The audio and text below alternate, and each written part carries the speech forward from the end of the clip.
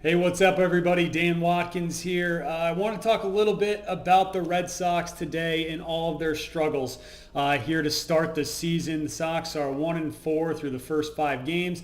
Luckily, as we sit here on this Tuesday, April 1st, they have an off day here to try and figure some things out. So, a little bit about me before we really get into this. My name's Dan Watkins. As I mentioned, I am a sports anchor and reporter at WBZ News Radio in Boston. I've been covering Boston sports for a little over 5 years now, so just wanted to kind of talk about the Red Sox right now, where they're at with the lofty expectations that they had coming into the season, where a lot of people, including myself, thought that this is a playoff team. Still feel that way. You should still feel that way if you did before the season here, but really wanted to talk about if it's time to just full-on panic and hit the panic button here as we enter the first week of April. So let's start off with the good, okay? The good news is the Red Sox just locked up Garrett Crochet last night. 6 years, $170 million. This goes into effect starting next season. Absolutely love this move for the Red Sox. They're not messing around with this core. They're showing that right now. John Henry's opening up the checkbook. He's shelling out some money, which is good, and they get a big-time ace here to call Boston home for the next 6-7 years or however long it is, whether or not he chooses to opt out after 2030, which is the first year that he can do so. But Crochet, when healthy and when he's going right, has some of the nastiest stuff in the big leagues, and that is just awesome for the Red Sox to have him locked in at the top of their rotation here, taking the ball once every 5 days. And it also allows all these other guys, these younger pitchers that they have, to settle into their roles where they don't have to be the ace. They don't have to be relied on to be that number one. But Tanner Houck, Brian Bayo, Cutter Crawford, those guys now can settle into the middle, to the back end of this rotation, takes a little pressure off them. So hopefully some of those guys continue to take a step forward in their careers as well, especially Brian Bayo, looking at you, who really does need to step up here and take that next step in his career. As a lot of people thought this guy could be the Sox potential homegrown ace. I think he profiles as a very good number 2 starter. If everything is going right for him. And with Crochet locking in and being locked in at that number 1 spot, Bayo can settle into that number 2 role eventually here. Whether it's this year, we'll find out, but I do think in the future Bayo can get there if he keeps improving going forward. But it's a very interesting year for him too. So with that aside, let's get into some of the struggles here for the Sox as they started off 1-4 here through their first 5 games. So as we look at this, right, they get the opening day win against Texas. Wilyer Abreu has a huge game. And then after that, the Sox lose 4 in a row. They can't hit with runners in scoring position. It's just been a big issue, and the biggest issue of that is Rafael Devers, who is just on a historic strikeout streak right now through 5 games. David Schoenfield on ESPN did a great job breaking all this down. I want to read from this article here in a minute, but Rafi is 0 for 19 to start the season, 15 strikeouts. I hope this just comes down to he didn't get enough at-bats in spring training, got kind of a late start. He was dealing with some shoulder injuries still that plagued him all of last season. But as you can tell with Devers, he is just all over the place at the plate.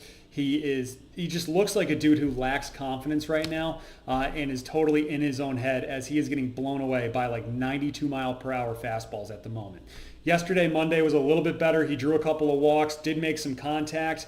So baby steps, I guess, but Rafi does need to figure it out if the Red Sox want to accomplish any of their goals that they set out to at the start of the season. But like I mentioned, David Schoenfield on ESPN has a great write-up here with Devers. So let me just bring this up here, and I want to read from this a little bit. You guys can find that on ESPN.com. Just head right to the Red Sox team page. But first 5 games of 2025 have been a nightmare for Devers. Game 1, 0 for 4 with 3 strikeouts. Game 2, 0 for 4 with 4 strikeouts. Game 3, 0 for 4, 3 strikeouts, had a walk and an RBI. 2 strikeouts, going 0 for 4 in Game 4. And then yesterday in Game 5, 0 for 3 with 3 strikeouts and 2 walks. He became the first player to strike out 10 times in the team's first 3 games of a season. And then it just kept the domino effect here. Became the first player to strike out 12 times in the team's first 4 games. And yes, with 15 strikeouts through 5 games, he shattered the old record of 13 shared by Pat Burrell in 2001 and Byron Buxton in 2017. Then Schoenfield writes, going back to the end of last season, 2024, when Devers fanned 11 times over his final 4 games, he became the 4th player with multiple strikeouts in 9 straight games. And one of those was a pitcher. The other two was a rookie named Aaron Judge in 2016 and Michael A. Taylor in 2021. So Devers' struggles obviously have led to the bigger team struggles for the Red Sox, as they are just not hitting with runners in scoring position right now. But like I mentioned, Rafi Devers is just all over the place at the plate. Mark DeRosa on MLB Network did a great job. Go to MLB Network's Twitter. You can find this great video from DeRosa right here where he breaks everything down, how his feet are farther apart, his hands are all over the place, he's moving around in the batter's box. Jim Rice on NESN did a great breakdown as well. Highly recommend those videos if you're either a baseball nut who just likes to see this, the methods behind hitting and all that kind of stuff, or if you're just curious in Rafael Devers and why he's struggling and to learn more about that too. Devers, I think part of the problem could be too that he's a little bit out of shape. Now, some people have hinted at that he is like 20 pounds overweight. I don't think that's the case. Rafi has never been exactly an Adonis stepping up there or when he's out on the field. But I do think he's a little out of shape. Definitely needs some conditioning. And like I mentioned, that late start to spring training. Remember, he showed up in February, right? And then the Bregman signing happened. He had to go home and kind of got shut down for like 2 to 3 weeks. So I really hope this is just it. That he didn't get enough at bats in the spring, and that he's catching up now, and that he's working some things out on the field in real time against Major League pitching, which is a very tough thing to do and could totally shatter his confidence going forward for this season. Worst case scenario, but I do think Devers will eventually figure it out here.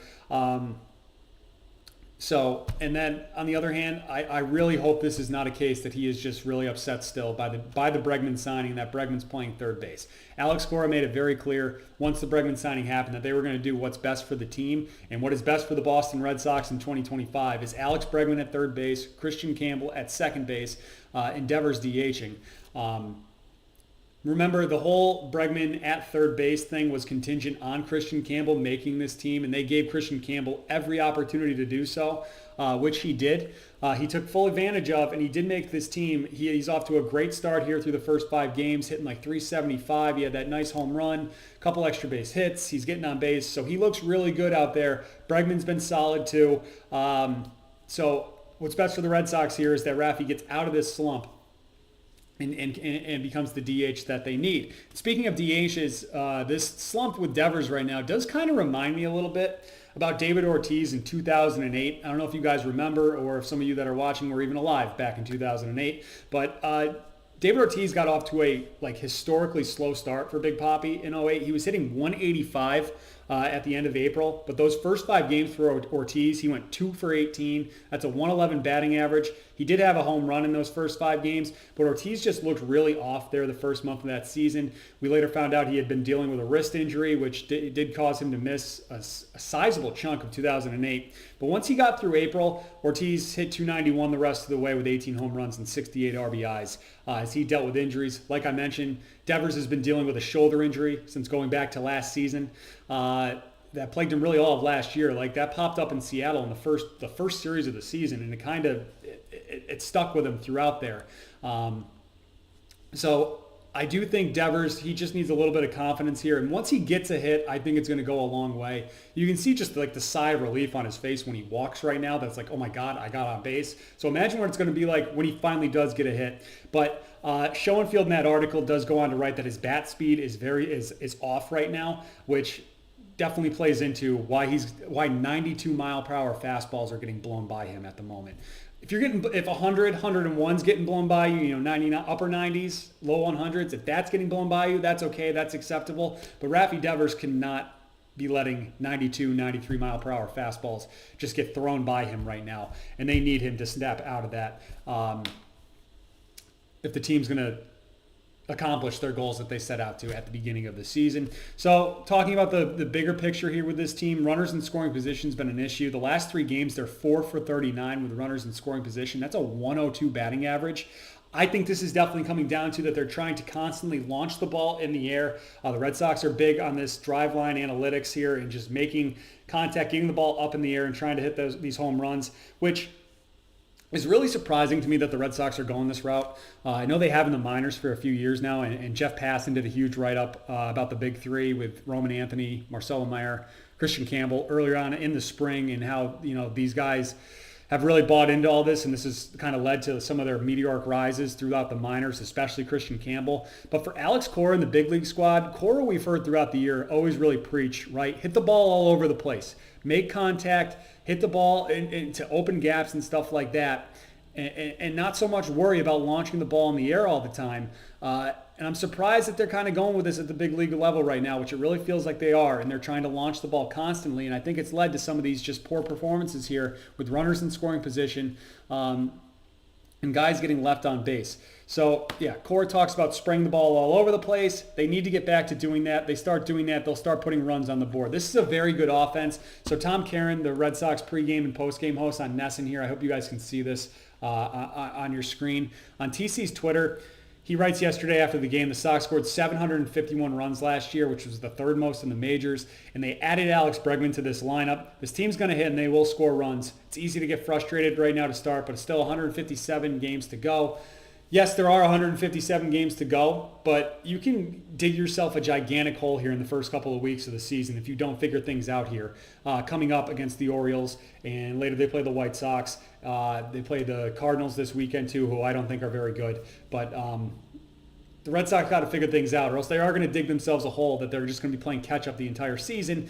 And as Alex Cora was talking about, just in an individual game standpoint, it's frustrating when you're playing from behind every single game, something the Red Sox have done in all 5 games so far this season. So you don't want that to become a bigger picture issue where you feel immediately like you're playing catch-up in the big picture there, and that can impact you at the plate, that can impact you in the field, impact you on the mound going forward. So that's an issue, and this launch angle thing and trying to constantly get the ball in the air, I think it's also leading to more and more strikeouts as well. So TC also, this is the graphic from the NESN postgame on Monday. The Red Sox, right, most strikeouts with runners in scoring position. This was from Monday afternoon. The Blue Jays played later that night. I don't know if they added to this, but the Sox, 23 strikeouts with runners in scoring position. It's because they're constantly trying to hit the ball in the air. They're chasing all over the place too.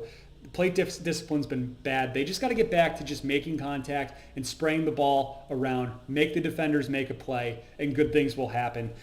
This team is going to hit eventually. Hopefully it's sooner rather than later. Hopefully it starts Wednesday night in Baltimore. But definitely some causes for concern here, as I just think they're just trying way too much to just constantly launch this ball in the air and hit the home run, where they should be just focusing on making contact and spraying the ball all over the field, which is something that we've heard Alex Cora preach throughout the years. When it comes to the pitching, guys, yesterday I'm just throwing that out. Sean Newcomb is not an everyday starting pitcher in Major League Baseball in 2025. The Red Sox are in a pinch right now because Bello, Lucas Giolito, Cutter Crawford, all not ready to go here. So Bello and Giolito are both making their rehab start this week. They're both pitching for Worcester this week down in Jacksonville, I believe. Bello's going to pitch today on Tuesday. Giolito's going to pitch tomorrow on Wednesday, April 2nd. But if Bello looks good today, that would line him up to take Newcomb's spot in the rotation on Sunday night against the Cardinals. Hopefully that's the case. Cora said during spring that Bello was just a couple of weeks behind. So they're a week into the season now at this point. Hopefully he's caught up here. Hopefully he doesn't need 2 or 3 rehab starts. Hopefully he can just get through the one and be ready to go, and they can get him on the mound Sunday night at Fenway. But we'll see, because if not, I don't think Sean Newcomb should make another start for the Red Sox. Cooper Criswell, and then do the bullpen thing going for on Sunday night. But we'll see. That's a problem for 5 days from now, because the Red Sox got to pick up some wins beforehand. But otherwise, I do think the pitching's been good. The starting pitching's been really good. Crochet, he talked about, it was a really grindy start in his first outing there for the Sox last week against Texas. Threw a lot of pitches early on in that game. Walker Buehler pitched okay. Houck pitched really well. And then who else? Richard Fitz looked good too. I think he got left in a little long in that game, but he allowed 3 solo shots. So I don't know. What are you going to do when your guy your quadruple A starter comes up and allows just 3 runs? You take that every time. Red Sox just got to start hitting here. And the wins will follow after that. Some other notes with the Sox here. Willy Abreu, obviously, incredible start, hitting .636 through 5 games. Just had the one at bat. yesterday in Baltimore, but he rakes in Texas in his career. Just go look at Willie Abreu's stats at Globe Life Field. It's incredible. He's hitting like close to 700, I think, in his career at Texas at this point. But Abreu, great start. Christian Campbell, great start as well. He's 6 for 16, hitting 375, a home run, a couple of doubles. He's striking out a little bit, but he's a rookie. That's going to happen. So I like that as well. Jarren Duran's starting to hit a little bit too, up to 286 now. Can't really throw too much into these batting averages just because it's been 5 games. Very, very small sample. But Duran's going to get going. Bregman's been fine. I'm not overly concerned yet. There's been some clutch situations with Bregman that he just hasn't come through. Sunday at Texas, each of the last 2 games have ended with Alex Bregman at the plate.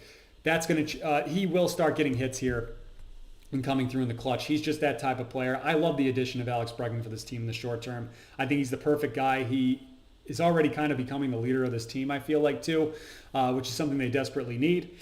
Triston Casas, little concern there, 0.059, so he's 1 for 17 here. He has 7 strikeouts.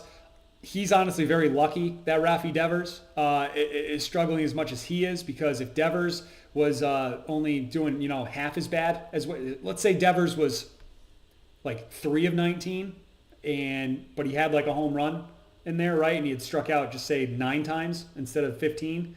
The spotlight would be on Triston Casas right now, who just does not look right at the plate either. He's swinging out a lot of bad pitches too. I do think that's going to change. I'm not sure, personally, I'm not sure what Triston Casas' long-term outlook is with this team. I do think the Sox would like to move him for a pitcher if they could. That rumor's popping up again with Seattle, but we'll see how that plays out going forward. But Casas has to start hitting first here and hitting soon. He's going to get more bats against lefties this season. It was a little interesting that Alex Cora, after saying all spring that he's not going to platoon Casas, first time they face a lefty starter, he sits him. Could be a little bit to do with the slump and the struggles that he had in Texas over the weekend. Cora also said that he needed to get Gonzalez into the lineup here in the first week of the season at some point. Gonzalez went 2 for 4 yesterday. Can't really knock him there. But anyways, and then down in the minors, Roman Anthony tearing the cover off the ball. So he's going to be pushing to make this team here in the next couple of weeks, I think, if he continues his hot start to the season down there in Worcester. So I've been doing Red Sox bets here. I'm going to do 1 Red Sox bet for every single game this season. So far through 5 games, we're 2-3. We're down about 3/4 of a unit. Hit on a couple of nice plus money total base plays. But if you follow me on TikTok or Twitter at Dan Watkins Radio, you can see my that's my username or profile handle, whatever you want to call it, on both TikTok and Twitter. Follow me on there. I'll be giving out Sox bets every single game this season. Whether I make a full video or just post them, I will be putting on there. And then also on my Action Network page, which is just at Dan Watkins, I'll be putting them on there too. So if you could follow me on there, that would be fantastic. I really appreciate it. And while you're at it, I would also really appreciate it if you could subscribe to the channel as I continue to grow this thing. And try to build the YouTube page here. Still not exactly sure what road I want to take this, whether we do fully betting focused or general sports talk focused, a little bit of both, probably a little bit of both. But that is what I'm trying to do here with this YouTube page. So thank you very much for watching. I will be back later this week with a full Final Four preview and breakdown and some more best bets in college basketball. So we'll talk to you. I think we're going to do that on Thursday, probably Thursday afternoon. So stay tuned for that. But thank you very much for watching. It is not time to fully panic yet for the Red Sox, but we are getting close to that point. They need to start putting together some wins here over the next couple of days. All right, I'm Dan Watkins. Thank you very much for watching.